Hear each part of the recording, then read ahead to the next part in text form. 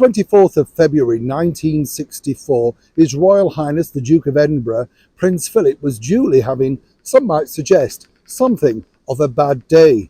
As ever, let me explain. Hi, how are you? You all right? Yes, you're not bad. We'll have a wave. I know you're probably worn out since Christmas. I can feel it. Myself, actually. Did you enjoy your Christmas telly? And as ever, sorry, once again, thank you for all of you that tuned in on our Christmas Day episode. Glad to have your company. Thank you for taking the time out to watch the video. If you haven't and you fancy a little bit of festive fun, I think a lot of people might agree that we had a lot of fun on that show. Well, you know, just tune in, have a look. You may enjoy it. A little bit longer than the usual shows, but nonetheless, I think a bit of fun. You know, we all need a bit of that, don't we? Now, cast your mind back to 1964. I know you're all too young. I can see that, yes.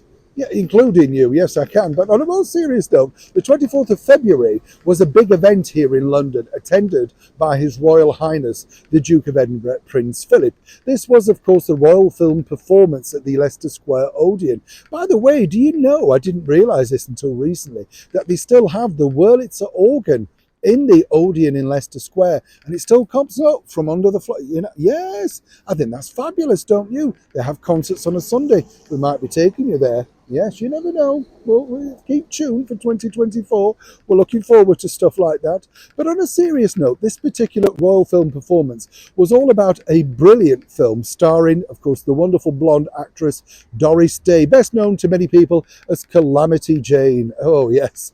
Now, the co-star of that movie was none other than the debonair and dashingly good-looking James Gardner. Move Over Darling was the movie, and it was a remake, really, of a 1940s movie with Cary Grant and Irene Dunne called My Favourite Wife. Had been in production in the final year, a couple of years actually, of 1962, as the big sort of new movie for the blonde bombshell Marilyn Monroe called Something's Got to Give, directed by George Cukor and written by Henry Weinstein, a big cheese at 20th Century Fox at that time. As we now all know, sadly we lost Marilyn in the August of 1962, but 20th Century Fox were not going to waste that set or indeed the costumes. They were rebranded, quite frankly, as Move Over Darling, with a brand new song which gave Doris Day yet another mega hit. Hence the reason that there was this spectacular royal film performance. Now, Leslie Phillips, who many of you know, I was lucky enough to spend some time with, the brilliant film actor, alongside, of course, Sir Cliff Richard, told me just what a marvellous event it was, because the movie, it has to be said, was something of a radical departure. You see, up until that point, Doris Day had been known for these comedies alongside Rock Hudson, you know, things like Pillow Talk, etc.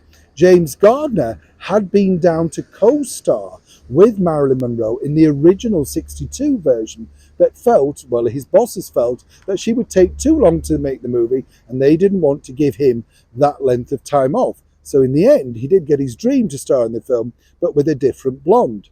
But did you know this? Because you see, as they decided to call the original version Something's Got to Give, with a theme tune provided by none other than Marilyn's one-time paramour, Frank Sinatra, she thought the title was a little bit too long-winded and boring, and suggested Move Over Darling, a bit of a pun on the storyline. Apparently 20th Century Fox bosses like Darryl F. Zanuck said, no, that won't work, it's not snappy enough.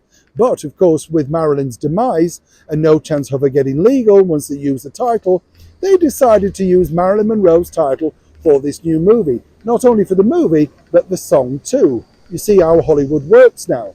But where does Prince Philip fit into the picture?